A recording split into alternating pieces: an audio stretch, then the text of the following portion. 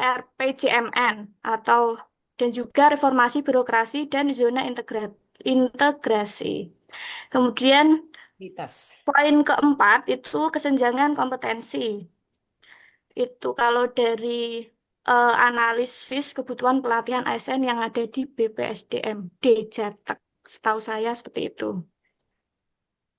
Baik, mantap kelompok 4A. Sudah cukup Mas Fajar nggih? Sudah, Penjelasan. mantap. Oke. Matur nuwun sangat atas pertanyaan dan jawabannya. Untuk selanjutnya, monggo barangkali ada yang mau ditanyakan lagi dari teman-teman semua atau mau menambahkan ya alhamdulillah.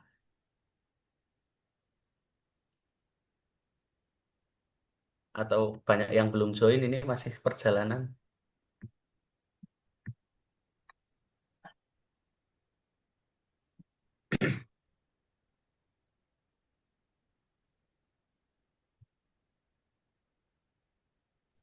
Ya, izin bertanya. Nggih, monggo. Iya, karena nggak ada yang bertanya. Iya. Eh, kalau untuk di BP apa tadi? BPSDM, gitu. BPSDMD. Nggih. BPSDMD itu kan kayak kalau di kita kan balai diklat gitu ya. Nggih. Nah, itu perbedaan perbedaan dari BPSDMD Jawa Tengah dengan eh, yang kita lakukan sekarang. Balai Diklat Keagamaan Semarang itu apa dan eh, lebih spesialnya di apa gitu.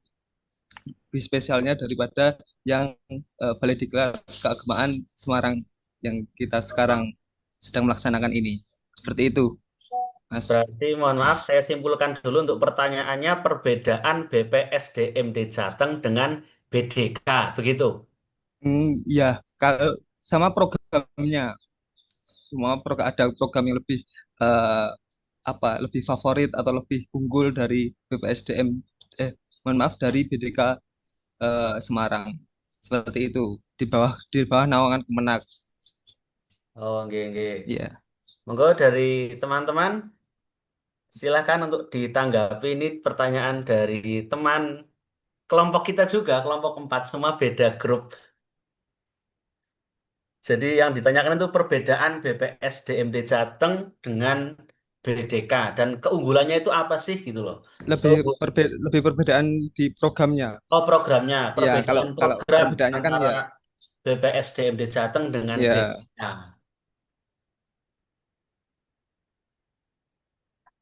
Monggo yang belum menjawab silahkan.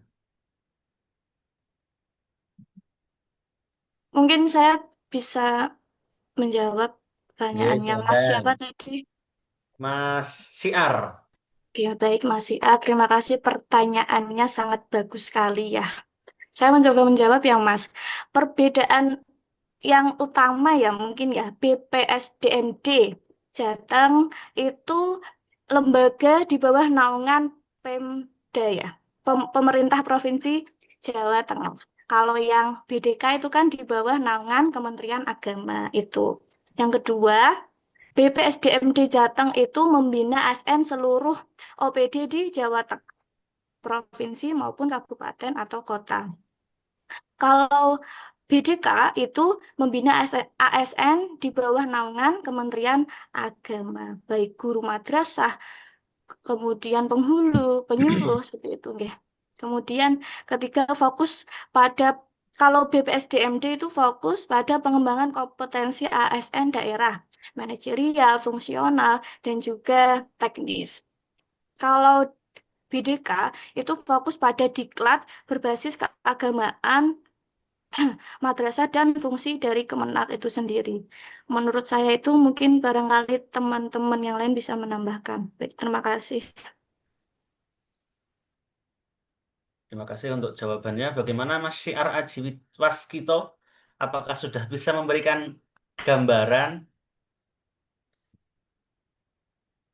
atau mungkin dari teman-teman kelompok 4A mau ada yang menambahkan lagi? bisa Dipersilahkan. diterima.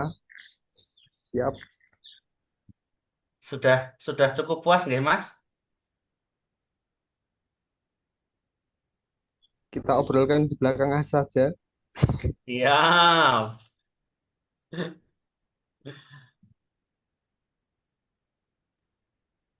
Bagaimana dari teman-teman yang lain? Dari teman-teman kelompok A, 4A, ataupun ada pertanyaan lagi dari teman-teman kelompok lain?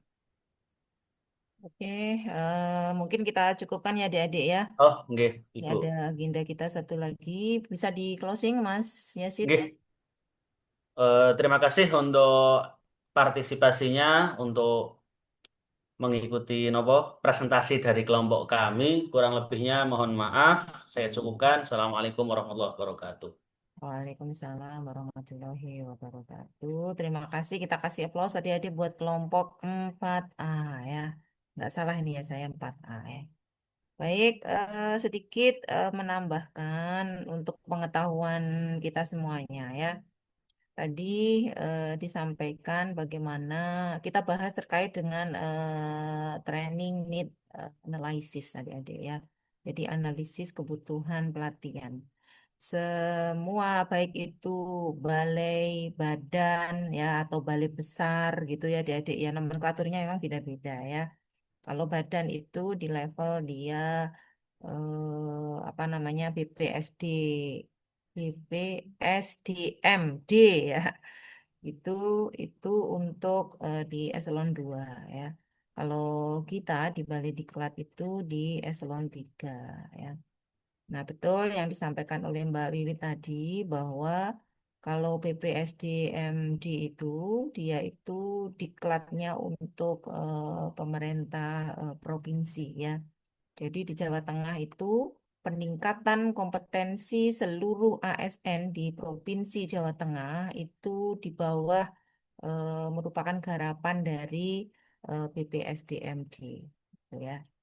Nah, sementara Balai Diklat Keagamaan Semarang dari sisi nomenklatur aja sudah beda ya. Eselon 1 kita itu di Jakarta itu namanya sekarang ya dan saya dengar juga akan berubah nomenklaturnya lagi adik-adik ya. BPSDM ya Badan Pengembangan Sumber Daya Manusia dan Moderasi Beragama. Jadi ada tambahan moderasi beragamanya. Itu eselon 1 kita. Nah, di breakdown ke bawahnya eh, ada eselon 2-nya itu termasuk kita memiliki yang mengurusi masalah pengembangan kompetensi pegawai itu adalah di Pusbangkom ya, Pusat Pengembangan Kompetensi. Terbagi menjadi dua. Ini hanya di balik di Kementerian Agama ya adik-adik ya. Terbagi dua. Jadi ada yang administrasi yang sekarang nomenklaturnya itu berubah menjadi Pusbangkom MKMB ya. Pusat Pengembangan Kompetensi Manajerial ya dan Moderasi Beragama dan satu lagi itu Pusbangkom Teknis Pendidikan kalau tidak salah itu nomenklaturnya. Bedanya apa? Satu, Pusbangkom ini menangani tentang pelatihan-pelatihan manajerial, ya, pelatihan teknis administrasi, gitu kan, adik-adik. Sementara yang Pusbangkom untuk teknis pendidikan ini untuk teman-teman yang eh, guru, penyuluh, penghulu, dan sebagainya. Nah, dari eselon 2 ini ya, Pusat Pengembangan Kompetensi, namanya Pusbangkom ya, Pusat Pengembangan Kompetensi. Di bawahnya ada namanya Balai Diklat, Balai Diklat ya. Seluruh Indonesia, Kementerian Agama memiliki 14 Balai Diklat dan 2 loka ya. 2 loka itu artinya perintisan adik-adik ya. Jadi dulu saat saya pertama kali masuk bergabung dengan Balai Diklat itu baru ada 12 Balai Diklat. Kemudian berkembang, ada tambahan di wilayah Balai Diklat Papua dan satu lagi Balai Diklat Aceh. Sehingga jumlahnya menjadi 14.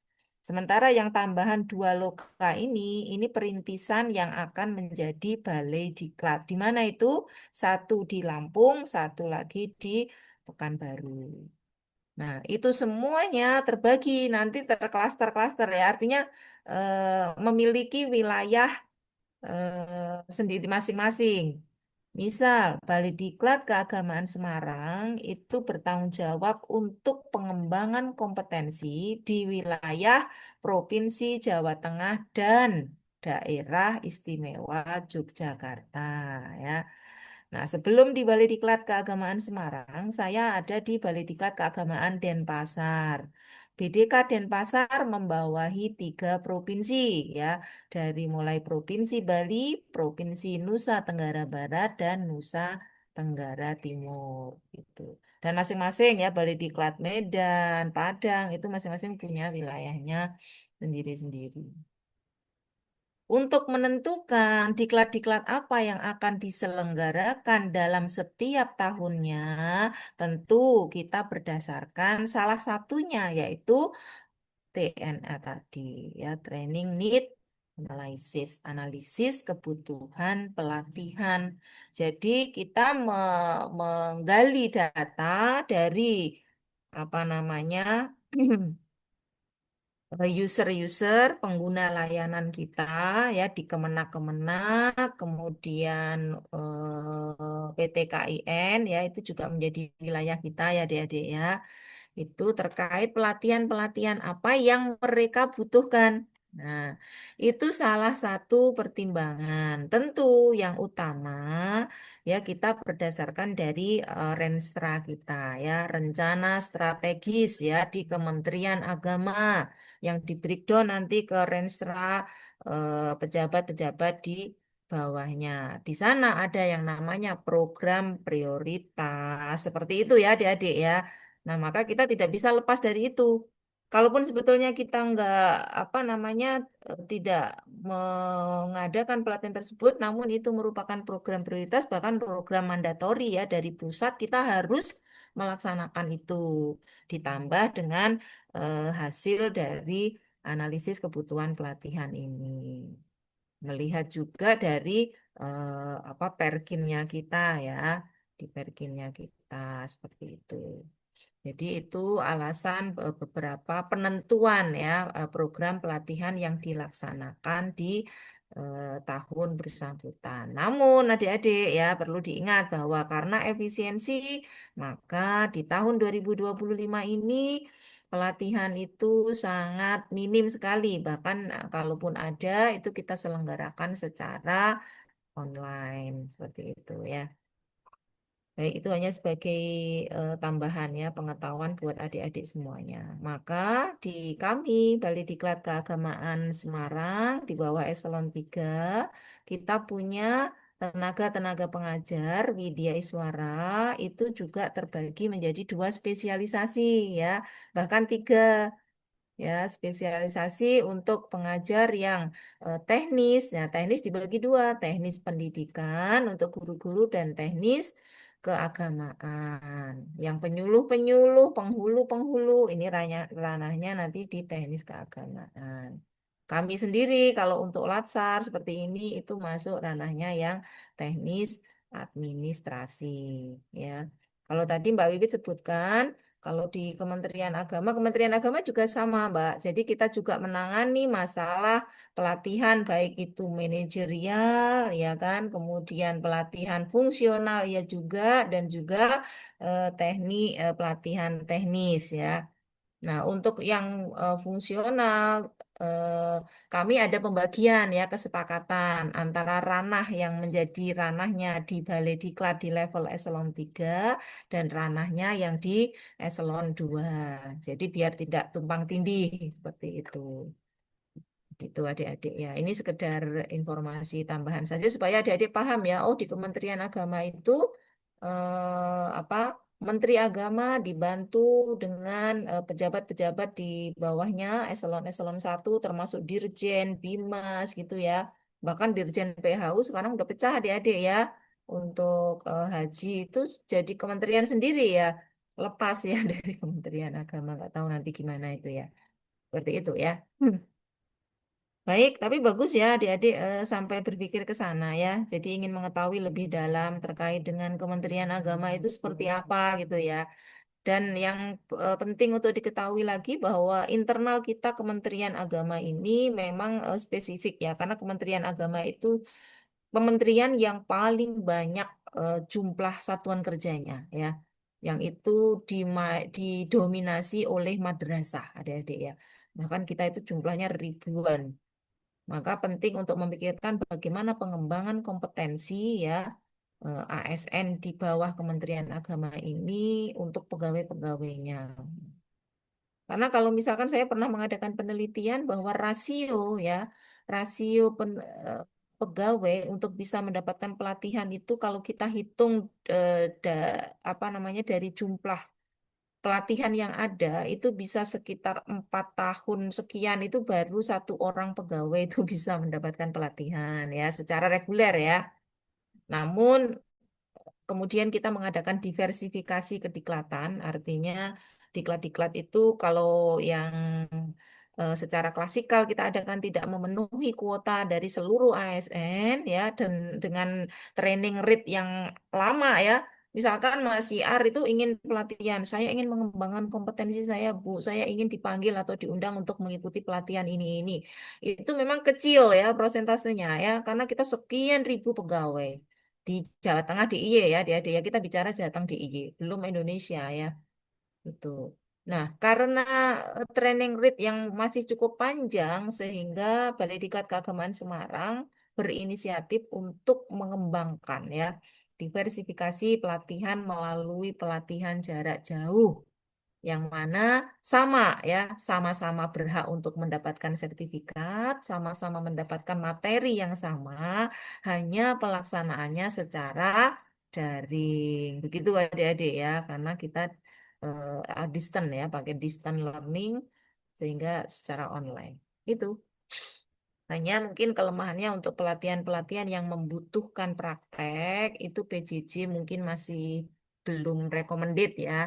Barangkali nanti akan kita desain bagaimana supaya pelatihan-pelatihan yang ada prakteknya itu pun juga bisa efektif dilakukan secara distant gitu ya.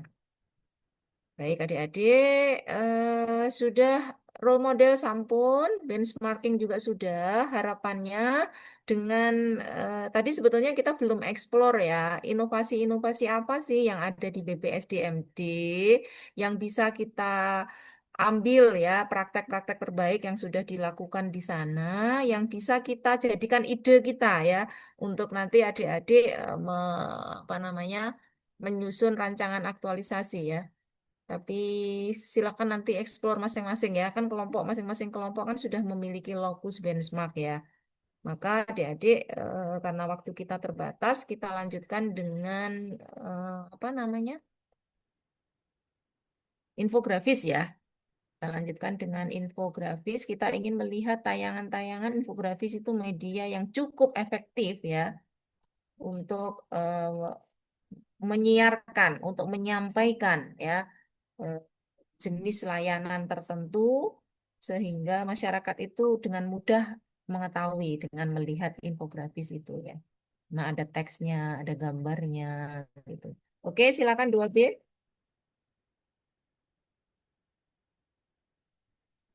Tidak perlu dibuka pertanyaan ya nanti ya. Ini karena kita hanya ingin melihat bagaimana hasil eh, media infografis yang sudah dibuat oleh adik-adik semuanya. Silakan siapa yang mewakili untuk kelompok 2B?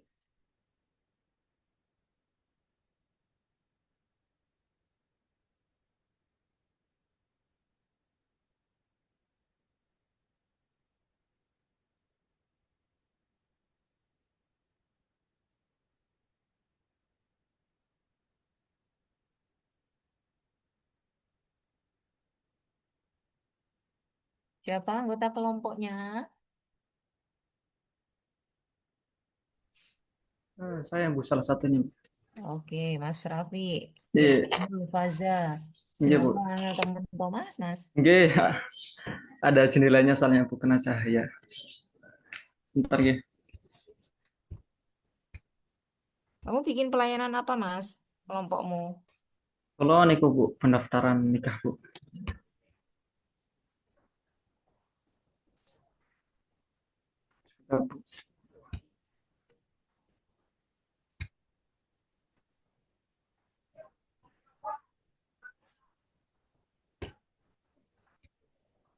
Nopo sampun terlihat Mbak dereng ya, Ya, Mbak. udah proses. Nggih, Bismillah, Assalamualaikum warahmatullahi wabarakatuh. Waalaikumsalam. Saya Muhammad Rafi, perwakilan dari kelompok 2B. Izin mempresentasikan terkait tugas kelompok mengenai infografis. Nah, jadi di kelompok kami, di kelompok 2B, itu terkait pelayanan pendaftaran nikah di KUA Kecamatan Balapulang dengan mengintegrasikan core value ASN berakhlak. Nah, yang pertama akan ada 7 berakhlak itu. Yang pertama berorientasi pada pelayanan. Nah, jadi ada beberapa sikap yang perlu dilakukan bagi seorang ASN, yaitu yang pertama petugas memberikan pelayanan yang ramah, cepat, dan jelas agar calon pengantin merasa nyaman, yaitu pasti. Contohnya ketika ada kekurangan dokumen, nah itu petugas memberikan solusi dan panduan, bukan sekadar menolak jika ada kesalahan ataupun yang perlu dilengkapi. Jadi berkas nggak lengkap. Nah, kemudian yang kedua itu akuntabel. Core value ASN yang kedua akuntabel, yaitu semua semua proses dicatat sesuai dengan prosedur dan transparan, termasuk biaya PNBP yang masuk langsung ke kas negara, yaitu kisaran 600.000 untuk pendaftaran nikah. Nah, kemudian yang kedua, petugas bertanggung jawab penuh atas keabsahan dokumen dan pencatatan nikah. Yang ketiga, kompeten, yaitu ASN KUA harus memahami regulasi perkawinan, syarat administrasi, serta mampu menjelaskan aturan kepada masyarakat. Jadi kita dalam melayani tidak hanya sekedar menerima, namun bisa menjelaskan terkait apa yang menjadi kompetensi kita. Yang kedua, kompetensi teknis dan pelayanan publik harus terus ditingkatkan agar tidak terjadi kesalahan administrasi.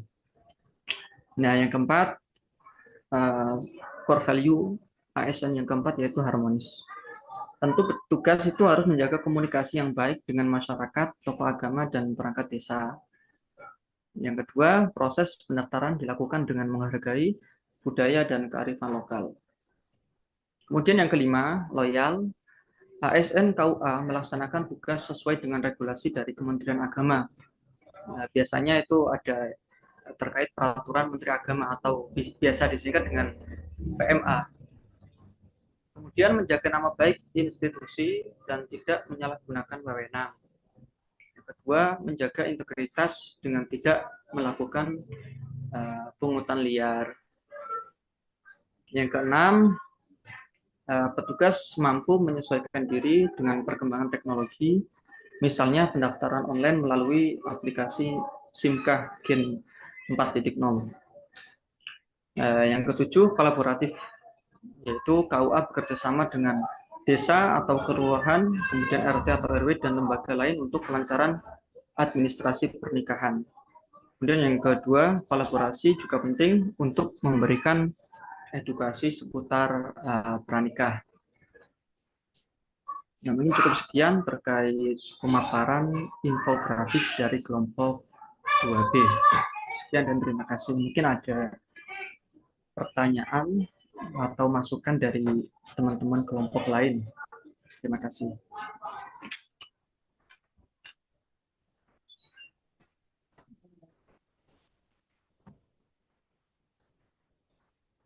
Ya, sebetulnya sih nggak perlu gini. Adik-adik misalkan ini dari Mas Raffi ya menjelaskan pelayanan pendaftaran nikah di KUA Kecamatan Balapulang. Nah, pelayanan pendaftaran nikah itu ini syarat-syaratnya apa saja? Sebetulnya lebih ke situ aja menjelaskan itu prosesnya. Nah, nanti di dalamnya itu pasti include ya. Artinya adik-adik nanti ketika sudah memberikan pelayanan yang seperti itu, oh bisa menjelaskan akuntabelnya ada di sini, ininya di sini. Jadi apa? pelayanan tersebut itu menerapkan nilai-nilai dari core values berakhlak. Tapi ini keren banget ya, warnanya kontras, cakep.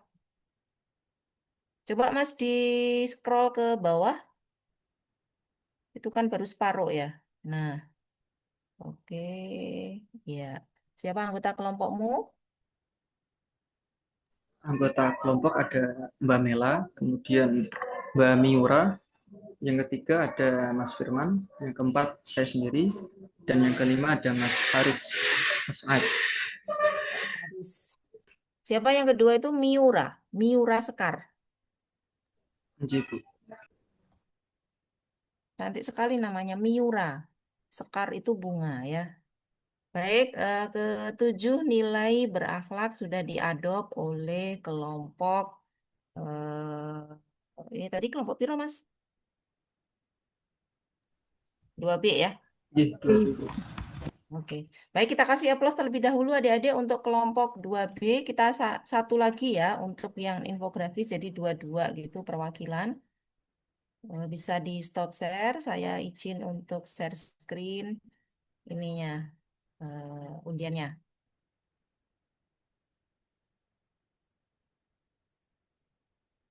Di stop share dulu, Mas. Oke, terima kasih.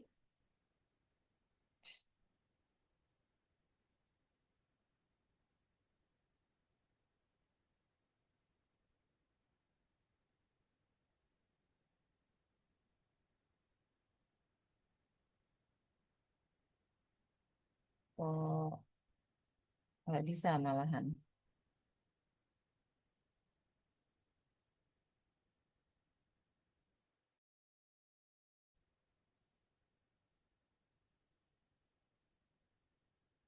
Halo adik-adik, bisa dengar suara saya? Iya, Ibu, sakit, Bu. Bisa, Bu. Bisa, Bisa, Bu. Bu. Bisa. Saya. Ini malah saya kalau mau share screen malah nggak bisa loh. Tadi yang belum berarti kelompok mana? Ini 3B belum ya. 2A juga belum. 2A, 3B sama 4B ini yang belum. Sama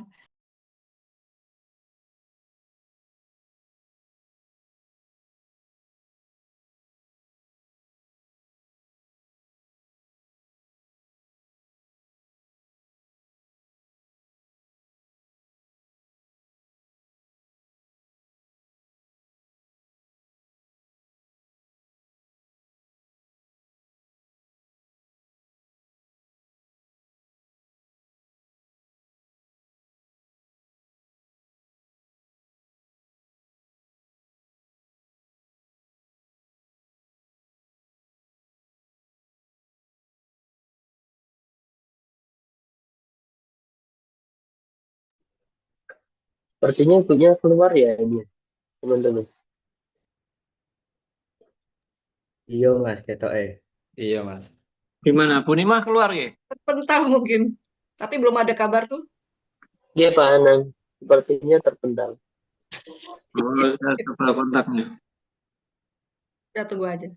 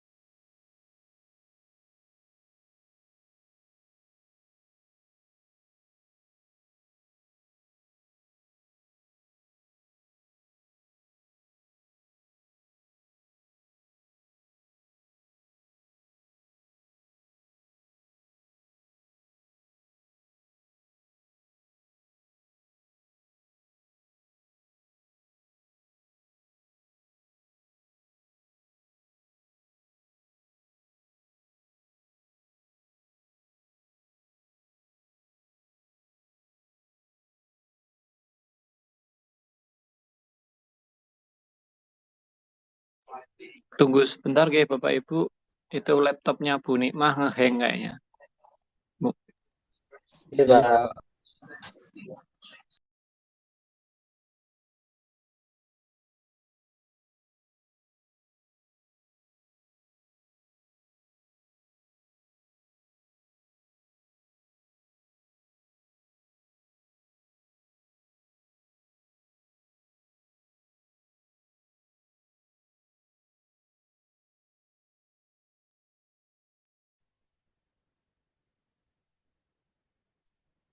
Oke, adik-adik. Silakan untuk kelompok 3B kita lanjutkan kembali ya. Satu lagi infografis akan kita coba tayangkan. Ini izin saya pakai HP ya. Soalnya laptopnya panas kayaknya jadi ngehang nggak bisa ya adik-adik, Insya Allah. Oke. Kelompok 3B siapa yang mewakili untuk menampilkan hasil kerja kelompoknya, infografisnya?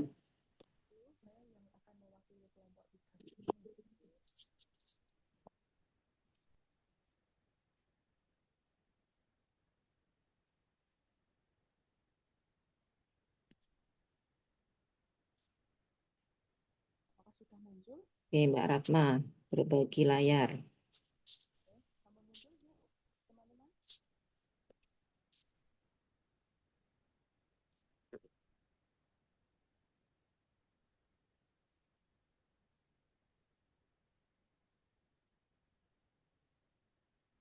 Baik, Assalamualaikum warahmatullahi wabarakatuh. Saya dari kelompok 3B. Suaramu kok kecil, Mbak? Oh iya, sebentar. Apakah sudah bisa terdengar sekarang, Bu? Ini jelas. Oke. Oke, lanjut. Saya mewakili teman-teman dari kelompok 3B yang beranggotakan Pak Rahmat Fajar Prakoso, Pak Ridwan Saputra, Pak Rifki Wahyu Alfian, dan Ibu Rizka Anissa Rahman akan mempresentasikan infografis mengenai 7 pelayanan berakhlak. Ini secara umum, nggih, Bu, nggih. Mungkin ini agak sedikit salah persepsi mengenai penugasannya, jadi kami membuatnya pelayanan berakhlak secara umum.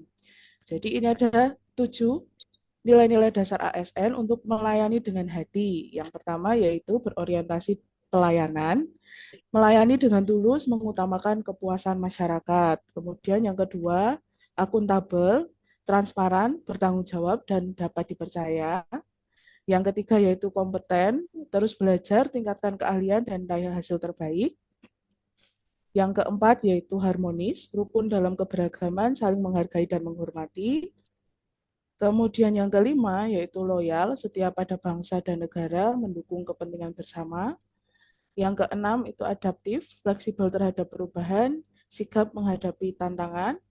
Kemudian yang terakhir yaitu kolaboratif, bersinergi membangun kekuatan bersama untuk hasil yang lebih besar, seperti itu. Jadi ini infografis yang kami buat di tugas kelompok 3B, seperti itu, Bu. Oke, baik. Ini dari hari Senin sampai hari Jumat pakai korpri terus ya pegawainya ya? Oh, enggak. Oke, baik. Apresiasi juga untuk kelompok 3B ya. Tadi 2B, sekarang 3B yang sudah membuat infografis. Kenapa saya sampaikan infografis itu media yang cukup efektif adik-adik ya. Nanti ketika adik-adik membuat rancangan aktualisasi, bisa juga ya membuat media misalkan yang di KUA ingin menyampaikan layanan terkait apa. Pendaftaran nikah tadi dibuat dalam bentuk infografis yang cantik, yang bagus, yang mudah diakses dan dilihat oleh masyarakat ya.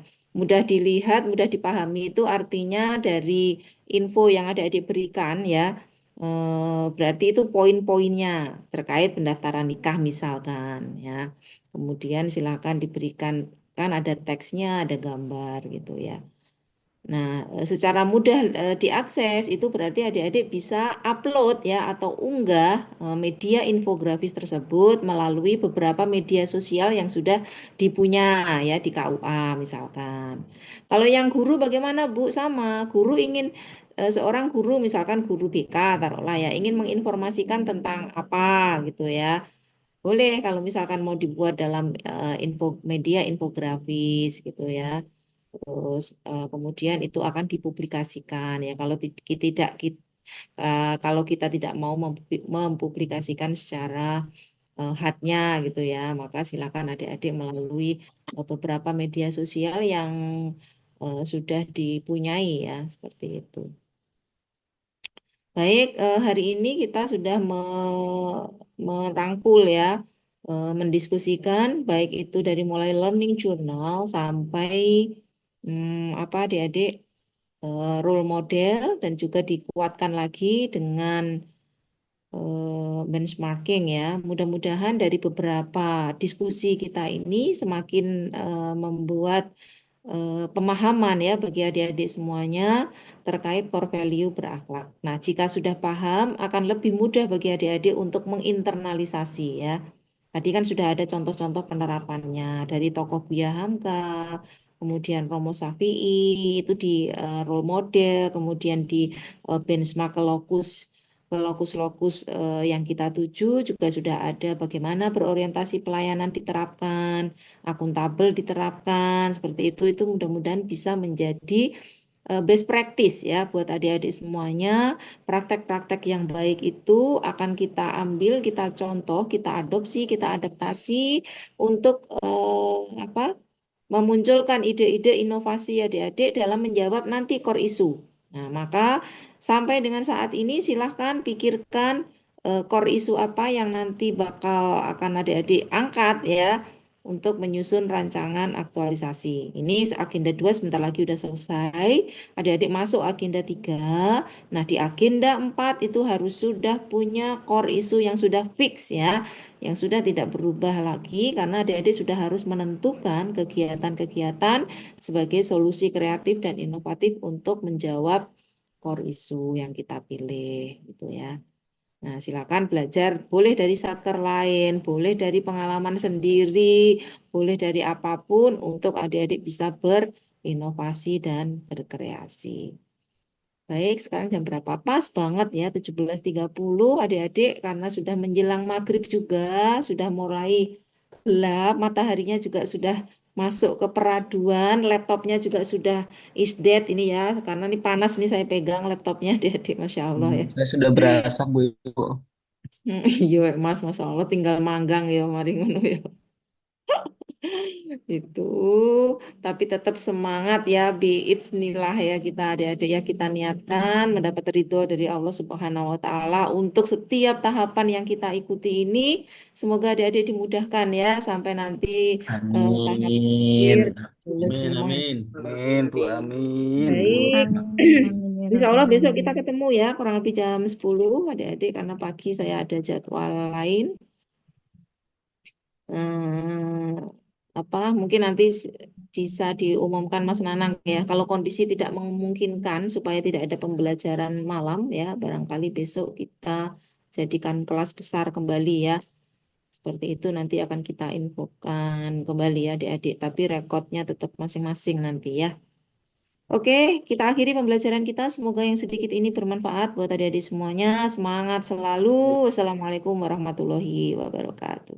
Waalaikumsalam Warahmatullahi wabarakatuh. wabarakatuh. Terima kasih Bu Terima kasih, Bu. Nikmah. Ibu Nikmah. Istirahat, Selamat istirahat semua. Jaga kesehatan, Ibu. Semangat pagi, Bu.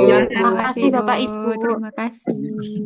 Oke, Bapak Ibu, sedikit informasi untuk hari besok. Sebentar, jadwal saya tak cari dulu.